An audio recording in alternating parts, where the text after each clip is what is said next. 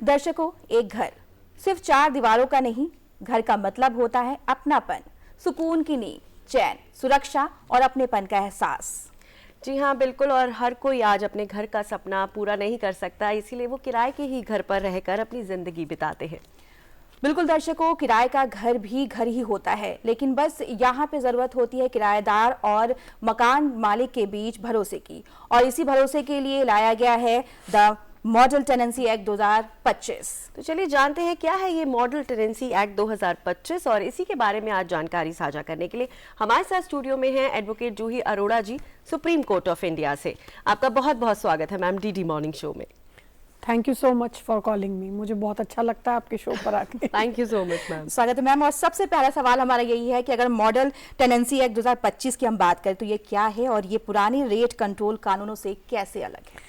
जी, model tenancy act 2025 ये उन चीज़ों को ध्यान में रखते हुए बनाया गया है जहाँ पे टेनेंट और लैंडलॉर्ड को इक्वलाइज करा जा सके, उनके राइट्स को, उनकी जो एप्रीहेंशंस को, उनके लायबिलिटीज़ पे एक बैलेंस दे सके। तो ये इसीलिए ऐसा एक्ट बनाया गया है जहाँ पे ध्यान में रखते हुए कि टेनेंसी में कोई दिक्कत ना आए, लैंडलॉर्ड को दिक्कत ना आए। वरना आप देखिए पहले कितनी प्रॉब्लम्स एक लैंडलॉर्ड एक टेनेंट फेस करता है। चाहे मैं किसी की तरफ से भी बात करूं, लैंडलॉर्ड्स को प्रॉब्लम आती है कि लोग खाली नहीं करते हैं, लोग डरते हैं टेनेंट्स को किराए पे देने में घर।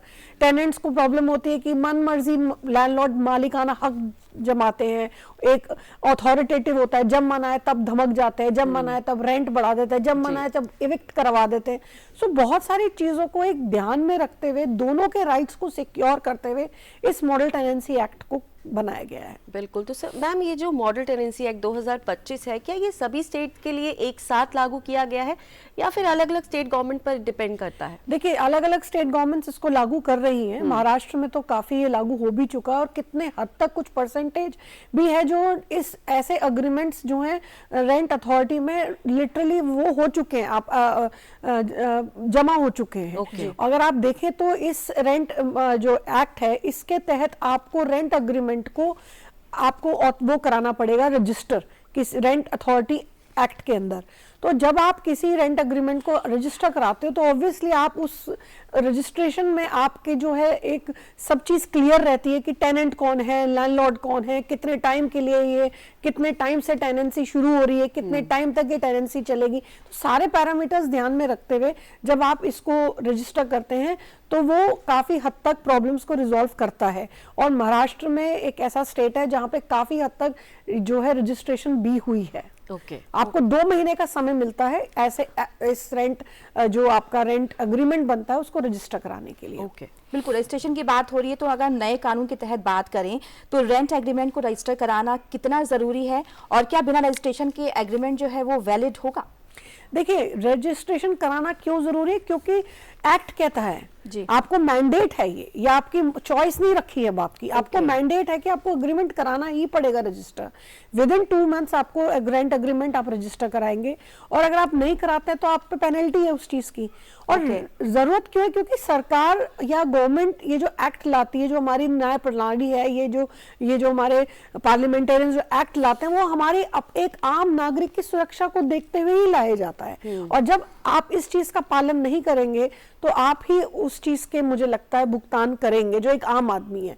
तो आई थिंक इस रेंट एक्ट के तहत ये चीजें काफी क्लियर हो जाएंगी कि जब आप अगर रजिस्टर कराते हैं तो आपके रेंट एग्रीमेंट की भी वैलिडिटी खड़ी होगी, आपकी खुद की भी वैलिडिटी खड़ी होगी और आपके राइट सिक्योर रहेंगे, चाहे फिर वो लैंडलॉर्ड पक्ष हो या फिर वो टेनेंट पक्ष हो। बिल्कुल। तो मैम, ये रेजिडेंशियल प्रॉपर्टी के लिए सिक्योरिटी डिपॉजिट की क्या लिमिट तय की गई है? जी बिल्कुल, इस शो के माध्यम से बहुत लोग अवेयर होंगे कि जो रेंट टेनेंसी एक्ट के अंदर जो आपका कैप रखी गई है वो रेजिडेंशियल में 2 मंथ्स है और कमर्शियल में 6 मंथ्स है। तो वो पहले वाला टाइम नहीं है जहाँ पे आप देखेंगे कुछ जगह आज भी ऐसी है जहाँ पे ज़्यादा टेनेंसी होती है, कुछ जो स्टूडेंट एरिया होते हैं जहाँ पे ज़्यादा ज़रूरत होती है, या टूरिस्ट स्पॉट्स होते हैं जहाँ पे, या मेडिकल हॉस्पिटल्स के आसपास जो लोग टेनेंसी में अपने घर देते हैं, तो वो उस कहीं ना कहीं एक मनमानी होती थी कि अपनी मर्जी से आप 3 महीने का रखें एडवांस या 4 महीने का। लेकिन अब एक कैप है जो लगी है इस एक्ट के तहत कि आप सिर्फ 2 महीने रेजिडेंशियल में ले सकते हैं सिक्योरिटी और 6 मंथ्स आप ले सकते हैं कमर्शियल में। ओके। हाँ जी। तो मतलब अब ये मान लें कि जो मकान मालिक है वो मनमाना जो है किराया है वो नहीं बढ़ा सकते, इसके लिए क्या नियम और लेकर आए गए हैं इस एक्ट के थ्रू? देखिए, ये नियम दोनों पे लागू हैं।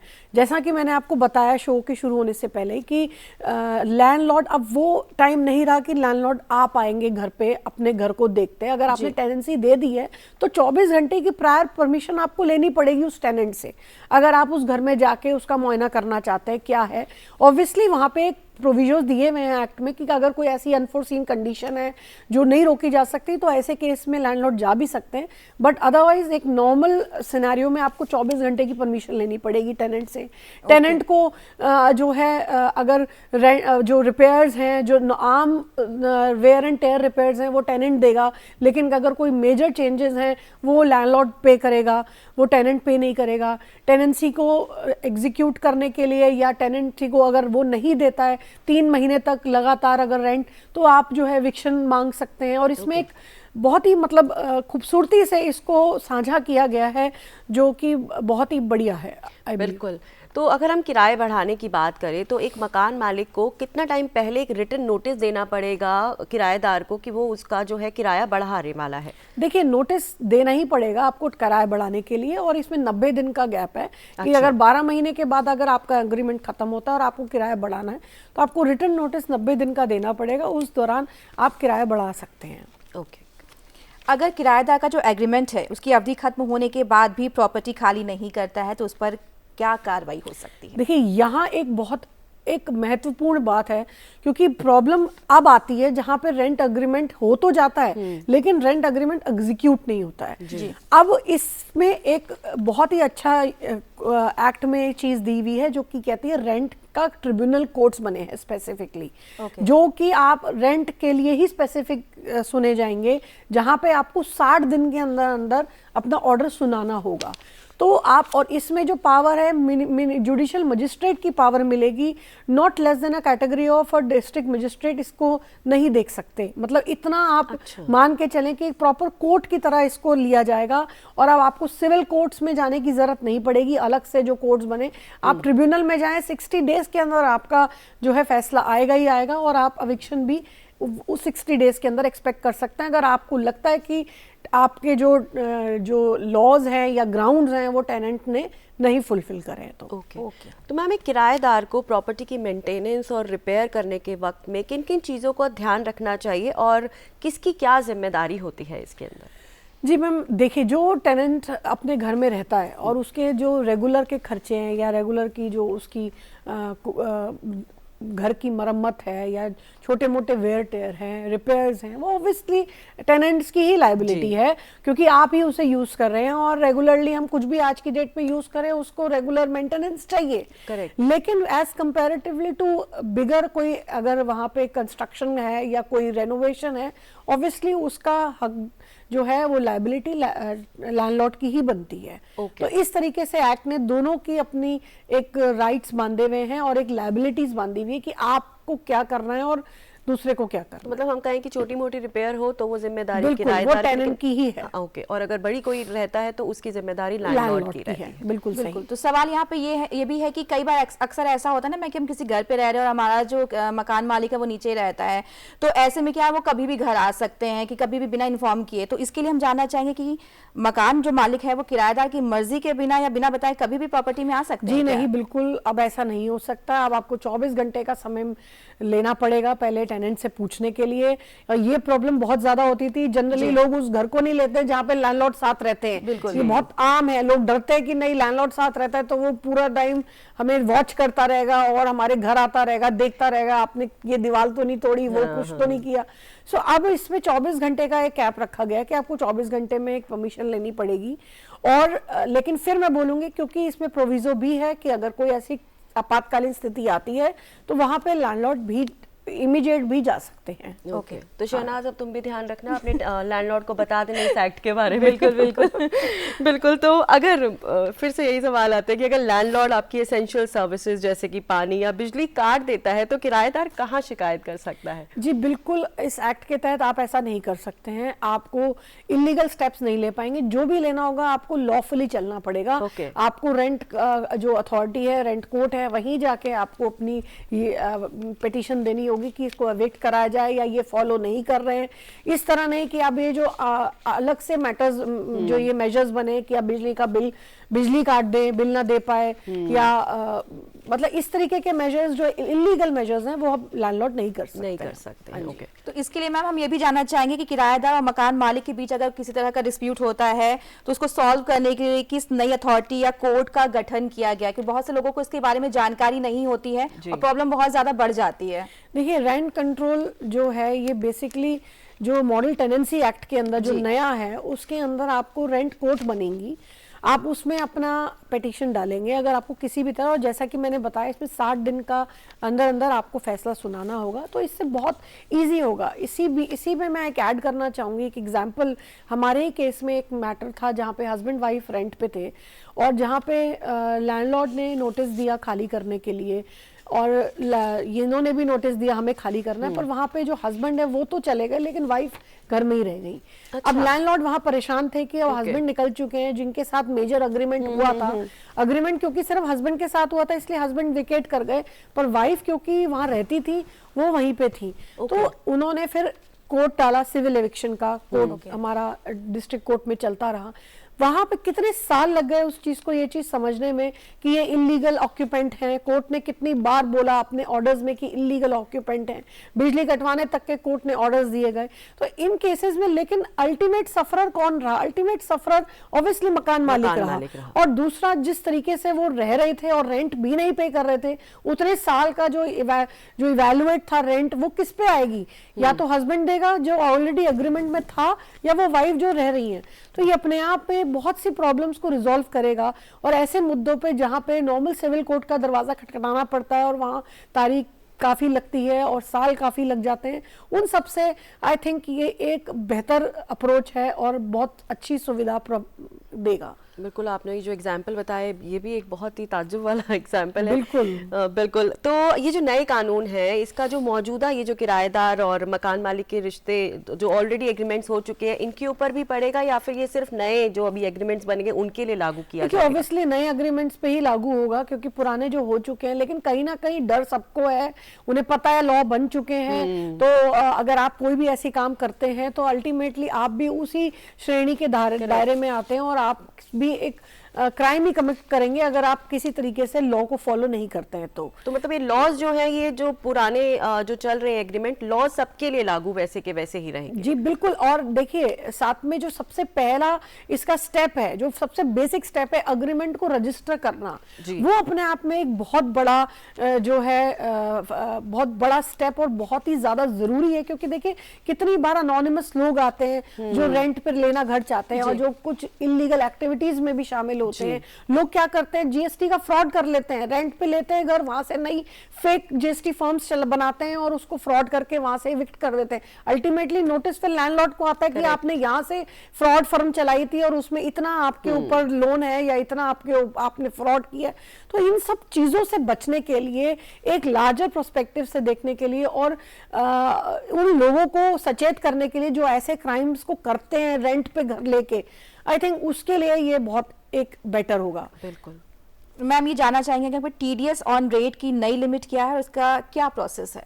देखिए टीडीएस सबको पता है, जब आप रेंट पे लेते हैं तो टीडीएस कटता है जो कि आपको जमा कराना पड़ता है, बट वो रिफंड भी होता है। तो कहीं ना कहीं ये अब एक शुरुआत है हर चीज को लीगलाइज करने की, हर चीज को ऑन अकाउंट लेने की। वो जमाने गए जब आप कैश में रेंट दे देते थे, रेंट अग्रीमेंट बना लिया, नोटरी करा लिया, रजिस्टर नहीं कराया, कैश में रेंट्स दे दिए और कैश का कोई पता ही नहीं है। कल को सामने वाला आपको कभी भी एविक्ट कर सकता है, वो कहेगा आपसे मुझे रेंट ही नहीं आया। There are so many things which were involved और इन सब चीजों से बचने के लिए मुझे लग रहा है कि ये एक बहुत अच्छी पहल है और हम देखेंगे कि केसेस कम फाइल होंगे क्योंकि लोग पहले ही सचेत हो जाएंगे। Precaution is always better than cure. जब पहले ही लोगों को पता है कि एक हमें सेट तरीका फॉलो करना है तो वो फंसने के चांसेस कम बनेंगे। बिल्कुल। अगर हम सबलेटिंग की बात करते हैं यानी कोई भी किराए की प्रॉपर्टी को दोबारा किराए पर चढ़ाने की अगर हम बात करते हैं तो उसके क्या नॉर्म्स हैं इस नए लॉज में? जी बिल्कुल, सबलेटिंग इज अ क्राइम। आप सबलेट नहीं कर सकते। अगर आपने टेनेंसी करी है लैंडलॉर्ड के साथ तो आप उसको सबलेट नहीं कर सकते। सबलेट मींस, सबलेटिंग वर्ड में ये बताना चाहूंगी कि अगर मैं किराए पे रह रही हूँ किसी के यहाँ तो उसको आप दोबारा अपने को मकान मालिक दिखा के आप दूसरे को किराए पे नहीं दे सकते। ओके।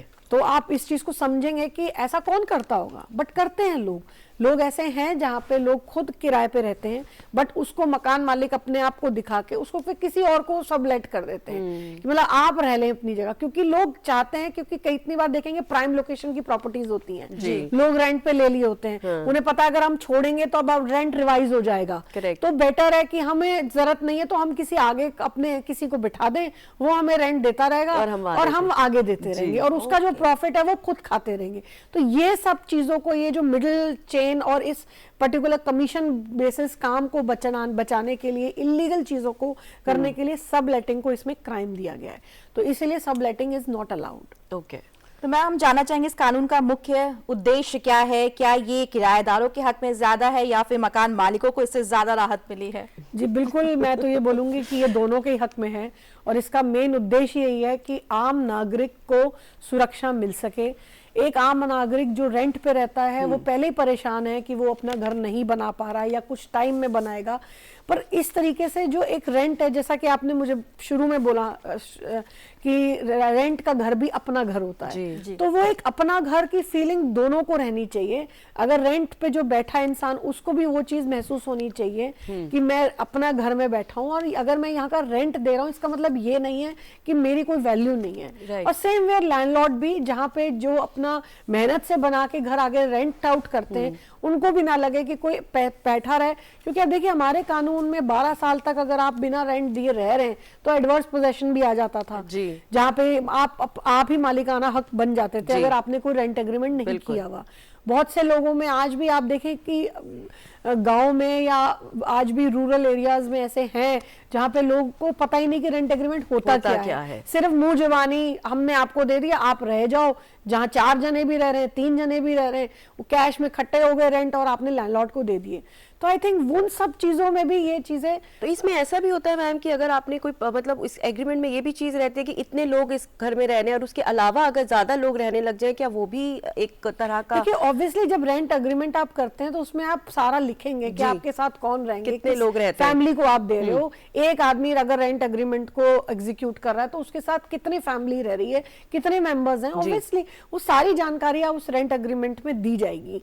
अदरवाइज आप देखें कि पहले ये जनरली आप ये बहुत कॉमन रहता था कि आपने लिया और रह कोई रहा है और पैसे कोई दे रहा है, तो एक ने लिया तो मल्टीपल लोग, करेक्ट, और खासकर कॉलेज एरियाज में जहाँ पे बच्चे रहते हैं, जहाँ पे, तो इन सब चीजों को आई थिंक बहुत ज्यादा एक ध्यान में रखते हुए इस चीज को बनाया गया है। और बहुत ही प्रॉब्लम, जैसे मैंने बताया कि दुर्घटना से भला है आपको चेतावनी मिल गई है और इस चीज को करें। बिल्कुल ठीक है, और बहुत अच्छे तरीके से आपने हमें इस नए एक्ट के बारे में बताया। तो मॉडल टेनेंसी एक्ट 2025 के बारे में आज हमारे साथ जानकारी साझा कर रही थी advocate Juhi Arora ji, Supreme Court of India से। बहुत बहुत शुक्रिया मैम आपका डीडी मॉर्निंग शो में आने के लिए। Thank you. शुक्रिया मैम आपका।